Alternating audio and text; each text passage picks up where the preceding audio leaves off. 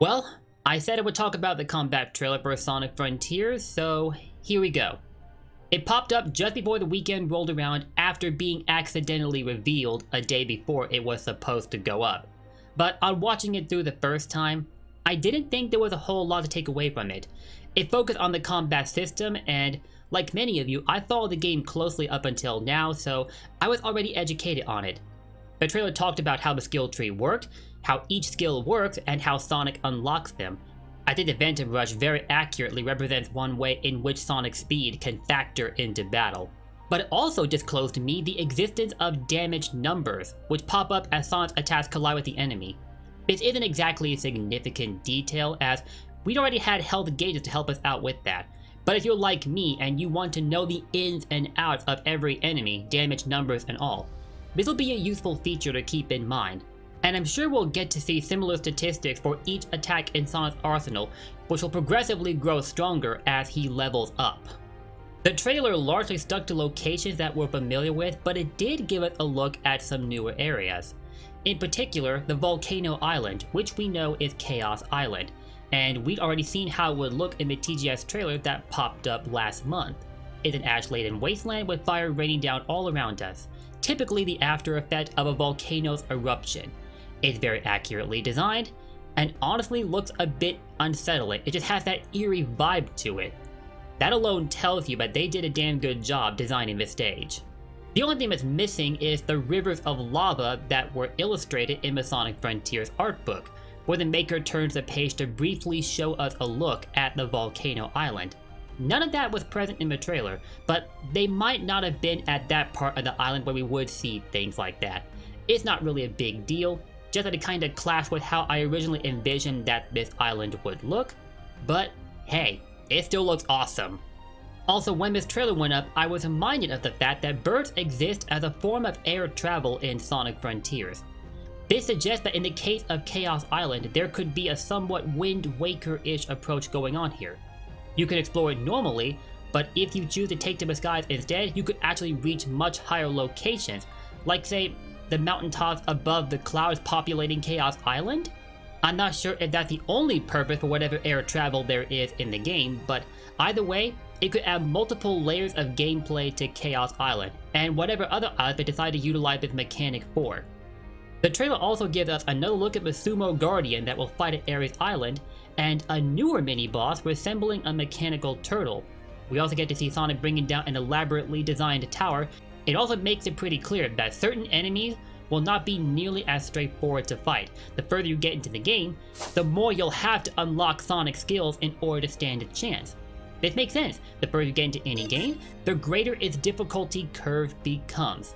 Some have had concerns about the combat system perhaps being a little too easy to overcome, but evidently that's not the case. You want to get the hang of it, you're going to have to play the game more. I like the sound of that. Up until now, we'd only seen the cinematic where the power boost activates in camera footage. So to finally have high quality footage of this cutscene, oh my god, bruh. You cannot tell me that this doesn't look sick. It looks so cool. Oh my god. It looks so crisp. Just in case some of you don't actually know this, that red and yellow light you're seeing in the distance, those are meant to show you where the Chaos Emeralds can be found once you picked up enough vault keys to unlock them. This is demonstrated in the Sega official livestream that took place during the Tokyo Game Show. With each trailer I consume, I'm gradually appreciating more and more how these islands are looking. They're like larger-than-life playgrounds with so much to do in them. And we're not far off stepping into these playgrounds because, get ready for this, the game is only weeks away from dropping. Weeks! Along with Chaos Island, we're given the chance to take in more of Ares Island, and of the 3 islands we've seen, I'll be honest with you, I'm looking forward to Ares Island the most right now, and this is without knowing what the last 2 islands will look like at the moment.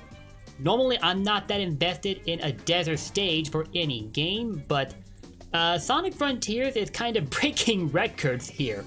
Huge props to Sonic Team, they are really delivering on the visuals here. Well, aside from the pop-in still being present, but oh well, I'll adjust. And oh, what's this structure at Chaos Island right here? I want to go check that out. I don't think there's a lot more to go over here, so we'll cut right to the end. We already know what's coming with a digital deluxe edition. You'll get a digital art book, a mini soundtrack, and also some exclusive wearables, and we're given our first look at one such set of cosmetics. It's these guys right here. If I had to guess, this looks like treasure hunting gear, and I'll admit that's an interesting design choice. I don't think these will be my favorite cosmetics of choice, but if anybody likes these, well, help yourself. And there might be some more exclusive wearables like this to be released, whether in digital deluxe, although that was the case, they probably would have shown it off in a trailer by now, or by other means like DLC, huh? On a side note, did any of you catch the Sonic Symphony when they made their stop over in Brazil as part of their world tour? It was there that we got some new gameplay footage for Frontiers, including a recycled animation from a cancelled Sonic game called Sonic Extreme. I see you, Sonic Team! And I also see these beautiful remixes featured in the orchestra. Easily the highlight of that show was when I'm Here started playing. Bro, if it's not in the game, I'm gonna cry. This ought to go without saying, but though the game got off to a rocky start when it came to promotions, we're now at the point where I'm spending every day where I'm not playing Sonic Frontiers wondering why I'm not already playing Sonic Frontiers. It just continues to look more appealing, and I couldn't be happier for what Sonic Team has achieved with this game. Their award over at the Tokyo Game Show was more than deserved, and may they have many more. And those are my thoughts on the Combat trailer, so that does it for another video, guys. As always, thank you for watching, stay safe, stay blessed, and see you when Sonic Frontiers releases. It's almost here, guys, almost here. Just hang in there a little bit longer, don't worry. If you enjoyed this video, let me know your likes and comments below, and don't forget to sub and ring that bell for more Sonic videos. Peace! Take care, and don't forget, blue blurs for life.